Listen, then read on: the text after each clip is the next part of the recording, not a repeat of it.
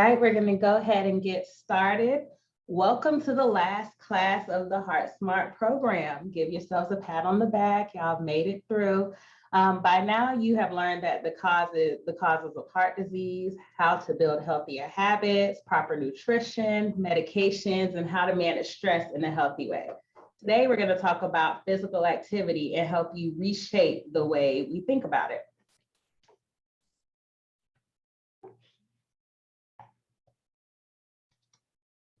So these are our objectives for today: describing the health benefits of being physically active, reviewing the guidelines for physical activity for health and fitness, identifying lifestyle obstacles and ways to overcome them, and then creating SMART goals. I'm doing this class with John. John is going to lead the last section of creating SMART goals. So let's get into it. The importance of physical activity. Why is it important? What do we gain from being physically active? This chart or a picture shows a really broad picture of the benefits that we get and why it's important. To highlight some, type 2 diabetes is reduced by up to 40%, depression by up to 30%, dementia by up to 30%, and this is just a snapshot of some of the benefits that we get. Other benefits of regular physical activity. In a world of quick fixes, that's where we are today. We want to do everything quick. We want to get it as fast as we can, and we want immediate results. So in this world, why is physical activity so important? Well, the World Health Organization, aka WHO, lists physical inactivity, so not moving, not being active at all, as the 4th leading cause of death in the world. Physical inactivity increases the risk of getting cancer, diabetes, stroke, and heart disease by 20 to 30%, and shortens your lifespan by 3 to 5 years on average. Think of it this way: most people want to live a long life. Nobody wants to die young or not have a fulfilling life. Exercise is a way to do that. Physical activity can help you live a longer and healthier life. Listed below on the screen are just some of the benefits we can expect from regular exercise. So you see reduces fat mass, increases muscle mass, maintains bone density, and several others. Basically, exercise provides us a pretty good foundation for a healthy life. That's just the basics. And then we can build on that, do other things to live a healthier life as well. Exercise can reduce bad cholesterol levels in the blood, as well as total cholesterol, and can raise the good cholesterol. So when we were doing health screenings, which we are doing them this year, you notice that they took your blood glucose levels and your cholesterol levels, and they may have spoken to you about what you can do to raise them, raise the good cholesterol. And one of the things that they probably said was exercise. It's an easy fix. Just get out there and start moving to raise that good cholesterol. Regular physical activity also improves your blood pressure. The more you exercise, the stronger your heart becomes, allowing your heart to pump more blood with less effort than before. Now, if you're brand new to exercising, you may think, now, when I exercise, my heart is pumping, like it can't possibly be good for my heart, but it actually is. It's actually your heart needs to exercise too. And like I said, it allows your heart to pump more blood with less effort. So there's less pressure on your arteries, lowering your blood pressure. Being physically active can produce similar results as some blood pressure medications. So if you want to get off your blood pressure medications, exercise may be the way to do it. So what's the difference between physical activity versus exercise? Physical activity is defined as any movement that is carried out by your muscles that requires energy. Basically, anything you do is considered physical activity. Walking to your car, carrying that toddler around, going to grocery shop, that's physical activity. It doesn't take a whole lot. You're moving. Exercise is defined as planned, structured, repetitive, and intentional movement intended to improve or maintain physical fitness. So exercise is like a subcategory of physical activity. This would be your running, going to the gym, going for walks, yoga, cycling, the stuff that you have to be intentional about doing. The important thing to remember is that all physical activity improves your overall health. And transitioning from a more sedentary lifestyle where, we sit at work all day and we're not really moving away from our computers or even leaving our desk for lunch, I'm talking to me, to becoming more physically active is our goal. All physical activity improves our overall health. Types of exercise. Exercise falls into two categories, aerobic and anaerobic. And then some of us fall in the anaerobic category. I'll talk about that a little later. Aerobic exercise is an activity that uses your large muscle groups and can be maintained continuously and is rhythmic in nature. So when we talk about aerobic exercise, we're thinking of walking, running, not a sprint, just not the Olympics, just a regular nice pace run, dancing, swimming. I have a swim aerobics on the screen in that picture. That's aerobic exercise. On the other hand, anaerobic exercise are shorter in duration and more intense. So you wouldn't do anaerobic exercise for an hour or for 45 minutes because it takes more energy. You're gonna do, that's your weightlifting, your HIIT workouts, that's high intensity interval training, your sprinting. So those are very, very intense workouts. They're shorter. And an easy way to remember the difference between aerobic and anaerobic is with oxygen. You can breathe more readily and it comes easier, and anaerobic means without oxygen. Now we want to be in those two categories. A lot of us fall in the anaerobic category. That's where we're not really doing anything. We're shopping on Amazon Prime. I don't know if you guys took advantage of the Prime deals this week. I did. Binge watching Netflix and playing the PlayStation. That's when we're not moving at all. So we don't want to do that. We don't want to be in the third category. We want to stay in the aerobic and anaerobic category. So what type of exercise should you do? It's important to understand that and utilize both your anaerobic and aerobic pathways during exercise. If we look at the chart, we'll see that as the duration of our exercise increases, then so does our aerobic pathways increases, the percentage. Inversely, the duration of the exercise increases, the percentage of anaerobic exercise we are completing decreases. So what benefits does using both pathways have? When we use our aerobic pathway, our body uses oxygen to produce energy to use both fat and glucose for fuel. However, when we use our anaerobic pathway, your body doesn't have the surplus of oxygen to produce energy for your body to exercise. That's why it's shorter, because we don't have as much energy as we do for the aerobic exercise. The more we exercise, the more efficiently our body is able to tolerate the lactic acid that we develop during when our muscles get tired. Essentially, when we build up our endurance and get tired less, we'll be able to quickly recover over time. So the goal is to not overthink this. Most of our physical activities that we do will incorporate anaerobic and aerobic, a combination of both of those pathways. So whether we're going for a walk or riding our bike, at some point we will engage both pathways during exercise. Incorporating fitness into our life. How do we do that? We're starting slow. We have to do what we enjoy. If you don't like the activity you've chosen, you're less likely to do it, and you may view it as a chore. I like to use the example of, I'm not a runner. Actually, I don't even enjoy being outdoors, but that's another story. I'm not a runner, so I'm not gonna say, all right, I'm gonna choose to run outside, run 2 miles every day.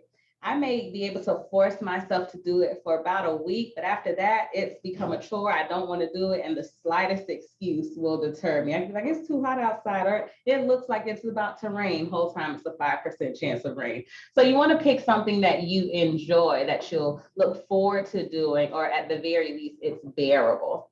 And then start slowly and challenge yourself as your physical fitness improves. Slow and steady wins the race.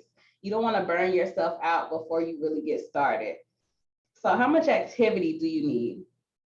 If you've taken any of our wellness TV courses or any of our programs, you know we preach 150 minutes at least of moderate intensity aerobic activity. That's what we need a week. It may sound like a lot, but it's actually very doable and actually very manageable and maintainable. So how do you know if you're doing moderate to intense aerobic activity? You can use the talk test. Basically, if you're at the right intensity, you should be able to talk, but not sing while working out. So funny story, I went over to my mom's house one day and she was outside in the garage on the treadmill.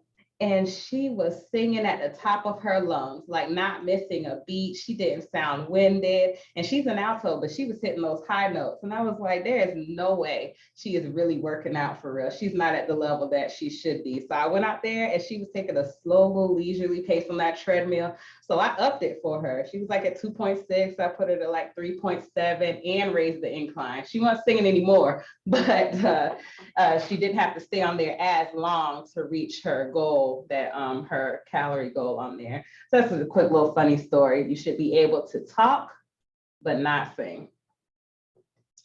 All right.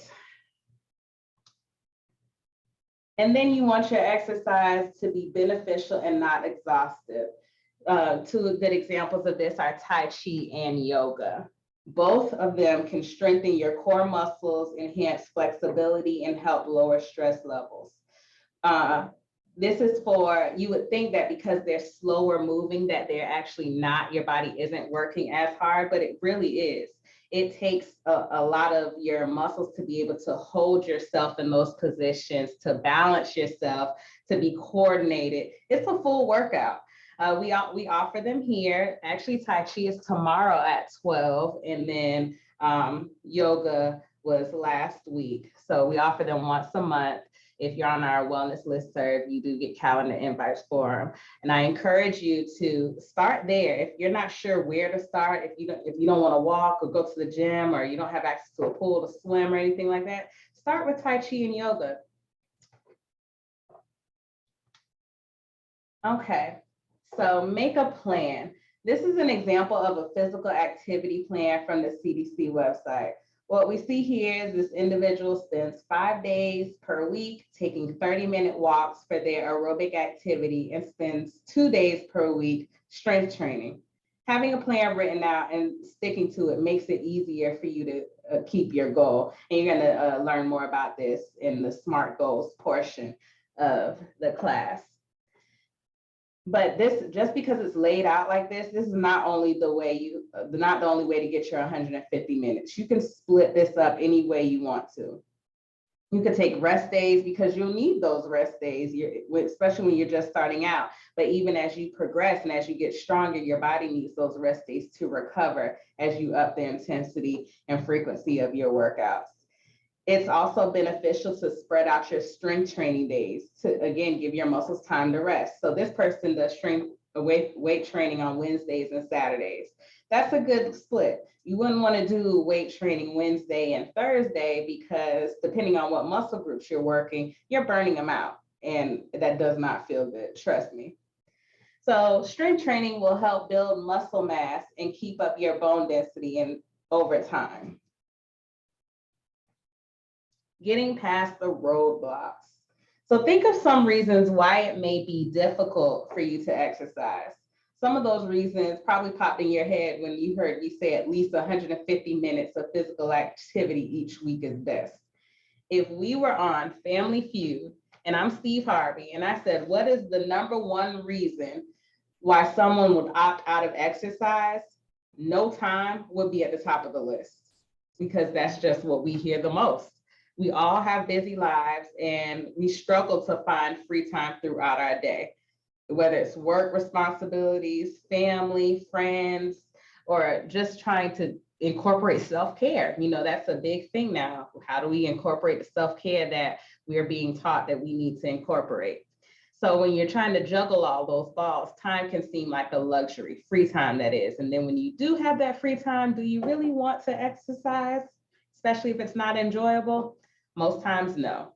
Fortunately for us, physical activity is easy to incorporate in our everyday life without taking up too much extra time in our day. So remember, it doesn't have to be you driving to the gym for an hour or getting up to go for a long walk for an hour. You can break up your workouts throughout the day, and it can be something as simple as parking further away, which isn't hard to do here if you're on campus, because parking is a barrier sometimes. Parking further away to walk to your desk, or getting up and just walking around. You can incorporate it throughout the day. But making a routine is good. It keeps you focused, and the routine is good for, when you lose your motivation. Motivation is a feeling. The making a plan and making a routine is discipline. So sometimes you just have to just go off of discipline, because you just have to get up and walk for 5 minutes. So when you write it down and you plan it, it should help you to feel more at ease while you're juggling everything throughout the day. And oftentimes it helps to be less stressed when you think about your workouts, because it can be stressful thinking about, how am I going to get this 30-minute workout done today? I have X, Y, and Z to do. But when you made a plan, you've already set aside the time to do it. And now all you have to do is have the discipline to stick to it. So we all work, sleep, eat, brush our teeth, grab that morning coffee or whatever you do in the morning. So if you just make exercise part of your routine, it'll go as seamlessly as the stuff that you already do. And then for no motivation, again, plan. Stick with the plan and just do it till you're kind of like on autopilot.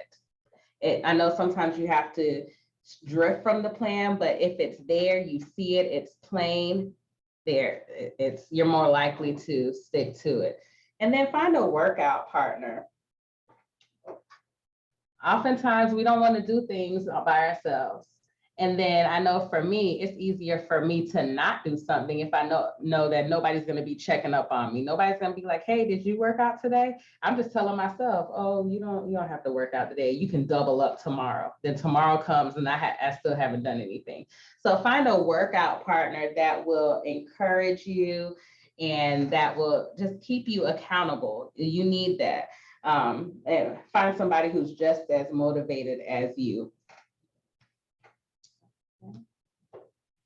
Getting past the roadblocks continued. We talked about the importance of finding a workout partner for motivation, but letting your friends and family know of your exercise goals or plans and asking them for support can be helpful as well. Make sure they're supporting you though. You don't want to tell anybody who's going to be like a naysayer who may be like, are you not going to do that? You don't need those negative Nancy's. Find a support group. And oftentimes you can find them in the gym. If you want to join a club or a gym, we have Weight Watchers here. It's virtual, and that's a support group that helps, encourages everybody to reach their goals as well. So there are multiple free walk clubs, running clubs, yoga studios, any place that you can make friends. You can start a little group in your neighborhood if you want to, and just tell them what your plans are and ask them to support you in it. So that's how you can get past the no support roadblock. You can also reach out to us. We'll be your support system too. By us, I mean the wellness department. And then too expensive. People don't want to spend the money on it. They don't have the money for anything like that. You don't want to buy a gym or buy your own weights.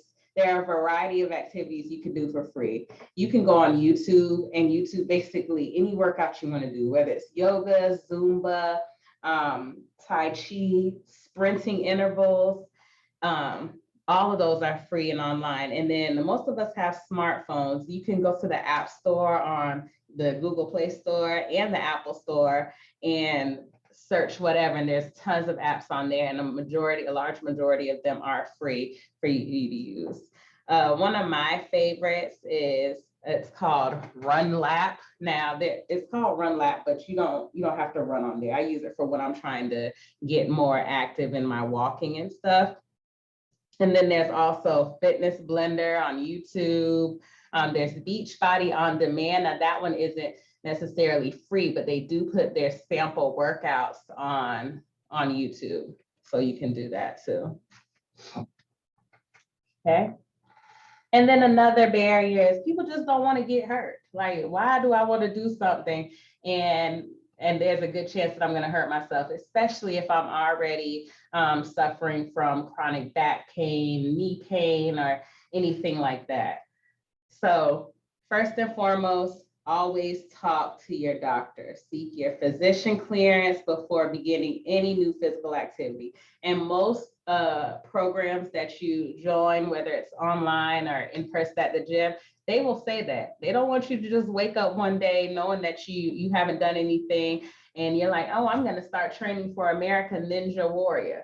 No, you need to seek your physician first before you go out and try to do all these obstacle courses. Get advice and clearance on, what you should do, how much you should do of it. Because remember, the goal is long-term, not just like for right now, do you want to exercise? You want to be able to keep it up long-term. So seek the medical experts that can help you. And it's also, you need to warm up and you need to cool down. And it doesn't have to be that long, but you don't ever want to start any type of workout program or any type of exercise on cold muscles. Give your muscles a chance to move, give them a chance to warm up.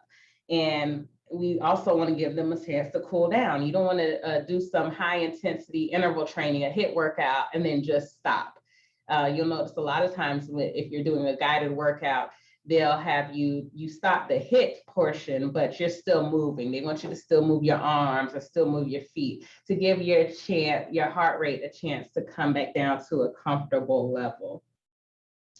So when we do that, it helps our muscles recover, it helps our heart, and it just gives you, if nothing else, you have those 5 to 10 minutes before to prepare yourself for the workout. And then you have those 5 to 10 minutes after the workout to give yourself a pat on the back, job well done, you feel accomplished, you did it, you got it out your way. And it also helps us increase our flexibility, which also aids in preventing injury. So after you talk to your doctor and you're getting ready to work out, you want to choose activities with less risk of injury. So lower impact activities on our muscles and joints with moderate intensity will also help us prevent injury. You want to stay hydrated. Water is the best hydration. Make sure that we're adequately hydrated before you exercise. I heard it said before that we drink when we're thirsty. At the point that we can acknowledge that we're thirsty, we should have already had some water or something to hydrate ourselves. But this is especially true when you're working out because you're sweating, you're losing fluids and liquids. Put it back in your body to keep it going. Let it flow through your muscles and all that good stuff. Especially if you're going to be outside in the sun. It's hot here in Florida. Bring a bottle of water with you so you're not passed out somewhere. And then remember to build up your muscles and endurance. Don't go full speed on day one. Just because you see somebody on level 10 on the Stairmaster doesn't mean you need to jump on level 10 on the Stairmaster right away. Again, I'm talking to myself. You may want to start at 4 or 5 and then work your way up. You're still getting a really good workout, a good burn. Your heart is pumping. You're still getting all the benefits of physical activity, but at a level that's not burning you out and not doing more harm than good, and one that you can keep up with. So ease into your exercise routine and give yourself some time to get adjusted, and also join a class. A lot of gyms offer classes, and if they're not offering them in person, they're offering them online. And like I said, YouTube University is always there and always free. All right, so let's review. Remember that all physical activity will improve your overall health, but you want to aim for 150 minutes of moderate exercise per week. Use the talk test to make sure that you're at that level. You want to be able to talk, but you don't want to be able to sing. And I also want to say you want to be able to talk, but don't be trying to have no full-fledged conversation. Like focus on your workout and then talk. So you want to talk but not sing. Include 2 days of strength training per week. Make your plan, write it down, tell somebody, And then always seek clearance from your physician before starting any new routine. And don't let the roadblocks stop you. You can do it. So John is going to talk to you guys about SMART goals.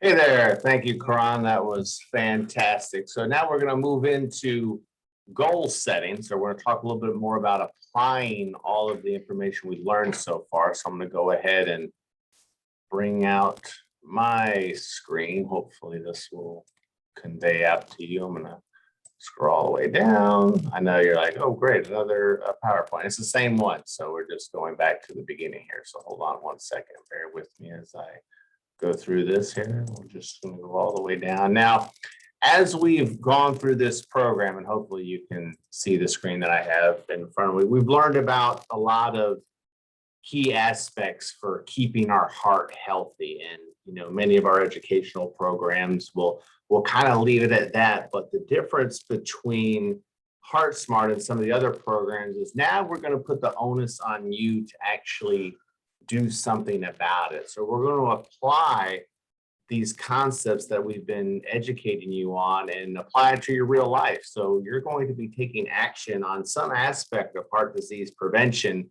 and doing something about it, because I think that's the most important thing, is to come away with this with some type of action plan. And many of us have, you know, probably heard information before about SMART goals and what the acronym means. And there's some variations here and there about some of the letters, but just to kind of bring us all up to speed, we want to make sure that whatever goal that you're setting after this program is completed today is going to be SMART. You know, we want to make sure that it's specific. So let's say you've been energized by Karan's talk. You're like, that's it, I want to get more active. Well, that's great, but that's not specific enough. So whatever goals that you're setting, we want to make sure it's something very specific. So if it's something in the world of nutrition, say, you know what, I want to eat better. So, well, that's great, but let's make it specific. Say, well, I want to eat more vegetables. Okay, you're getting there, but that's still not specific enough. So we want to make sure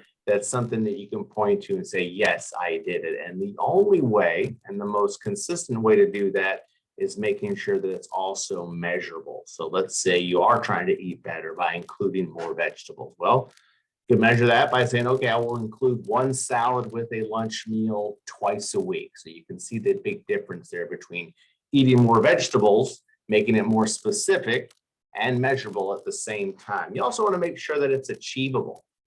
You know, is it something that's going to be within your realm of capability? Don't underestimate yourself. I mean, you know, small habits can add up to big changes over time, but make sure you're starting sensibly. So as we talked about physical activity today, and you're somebody who has been in that anaerobic category, you know, watching Netflix and hanging out on the couch, maybe your physical activity plan and goal shouldn't be run a marathon. Okay, so make sure that's going to be something within your grasp and make sure that it's achievable. And only you can be the judge of that, but don't underestimate yourself. The other thing about goals and making them SMART is also making sure that it's relevant. You know, we've learned a lot about heart disease prevention and what's actually going to work. So make sure whatever goal you're selecting is going to be relevant. And that's part of what we're going to offer as health coaches to kind of keep you on that path. Yeah, it'd be great if you had a goal. I want to learn how to play guitar. You know, well, okay, is that going to be relevant to heart disease prevention? Well, maybe if it helps with stress reduction, yes. But again, ask yourself, okay, is this goal actually going to be relevant based on the information you've learned so far? And then the other underrated aspect of SMART goal setting is failing to give it a timeline. And that's what we're going to ask of you, is make sure that it's tied to a specific timeline, whether it's a 3-month period or a 6-month period, making sure you have an end date, because again, every goal that we're setting for ourselves, the only way we are going to achieve it is if we give ourselves a deadline. So if you're going to be somebody who is going to be looking at weight loss as part of your heart disease action plan, give yourself a timeline. You know, we learned just how a small amount of weight loss can go a long way for heart disease prevention. So make it a 3-month goal or a 6-month goal, but definitely put a timetable on it. So if we look at an example of goal setting, again, trying to transition it from a more common vague goal. How many of us on New Year's Day had a goal? I want to be more active. Okay, that's most people that are sitting on the couch are saying that. But let's take this goal and actually apply these SMART goal principles to it and make it a little bit more realistic and something that's going to be more relevant to achieve. So we got the goal here. I want to be more active. Well, there's some ways to go with that. You can take a 10-minute walk after lunch and dinner 5 days a week. You'll go for a 30-minute bike ride every Saturday and Sunday morning. You'll walk to your office instead of using the shuttle. You can see how each of those are specific, measurable, achievable, relevant, and time bound. Okay, so again, that's the important thing to keep in mind here is trying to make sure that whatever you're trying to set yourself up to do is going to be measurable so you know you've actually done it, and having that timetable attached is going to be key. And some tips to help you reach those goals. And in this program, we're going to give you an action plan, and I'm going to share that with you on the next screen, and you'll get it in your emails as well. But we're asking you to focus on one key area at a time. So we learned about stress management, we learned about physical activity, we learned about nutrition and weight control. All of those are very important for heart disease prevention, but we don't want to take on too much at one time. So just focus on one key area. And writing it down really helps. And that's where I think the real benefit is on this action plan, is actually putting it in writing and sharing it with one of us as a health coach, just to help keep us accountable for what we're setting up for ourselves. And, as we looked at in that earlier class about habit formation, there's no such thing as willpower. The habits basically are what we repeatedly do. So waiting to get started is just going to put off the inevitable. So there's no time like the present. And remember, it's not about, I'm not motivated to exercise, or I'm not motivated to improve my nutrition. I just don't have the willpower. Remember, it starts with one change, and that change gives us the momentum we need to continue to move forward. And there's, think back to that willpower versus won't power discussion. The willpower is pretty much a myth. So we want to build habits based on our actions. I think Nike had it hit the nail right on the head when they say, just do it. Just do it. Quit talking about it. Now is the time to take action. And don't be discouraged if you set a goal, whether it's with nutrition. I want to pack a salad, twice a week for, to eat better and dine out less. And maybe you didn't do it twice a week. If you don't get it right the first time, it's okay, but stay on task, because if you let too much negativity detract you from your goal, it's going to be a downward spiral from there. So we want to make sure that you stay positive, but also stay realistic too, because remember that first step is going to be the most challenging, but it's important to continue moving forward. So I'm going to share with you, this is really just a screenshot of what is a 2-page document. So you're going to get this in your email after today's class, along with some other information, but you can see how it's set up. We're looking at basically 5 key areas for heart disease prevention. And it's really up to you to select, okay, what do I want to focus my attention on? I'd say limit it to just one key area, maybe 2, but again, under those key areas, you're going to have space to write what your goals are going to be. What are the specific measurable actions you are going to take to get yourself to those goals? And if you're somebody that's going to select weight reduction as your primary goal, just remember how even a small change, and we talked about 10%, even a 5% reduction in weight can have a tremendous impact on cardiovascular health and well-being. So keep that in mind as you develop some of your goals. That's going to be part of the attainable aspect of SMART goal setting. So you get this in your email, and what we're going to do is we're going to ask to talk with you about it.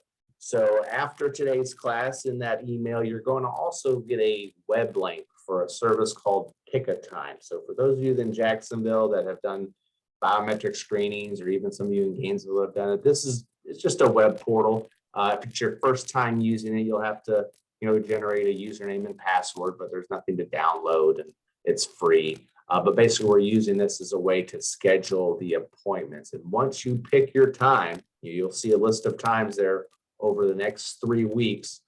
One of our health coaches will reach out to you just to confirm whether or not you want to do it via Zoom or in person. The default's going to be Zoom because I realize, it's a lot easier just to do this from our desktop. But if you're in Jacksonville, you do want to come and talk to us in person, that's fine too. But again, we're going to ask that each of you, in order to get your wellness credit for participating in this program, to set up and schedule one of those appointment times. And we've got them scheduled all throughout the next 3 weeks at a variety of times. And if for some reason of all the times that are available to you, you don't find one that works, just reach out to us, send us an email. We are all about the business of accommodation. So basically, during this appointment, your health coach, whether it's myself, whether it's Nick, whether it's Karan, is going to talk to you about that action plan. All right, so you can submit it to us in advance or you can share it at your appointment, but we're just going to review with you what you set up, make sure you're okay with it, make sure you understand the timetables, and basically just holding you accountable for that. And if you find that, I could probably use some additional health coaching through this journey, we're available to offer that too. So don't feel that this is like a one and done proposition. So we're here to offer whatever additional support and help you might need as you begin your journey for overall heart health.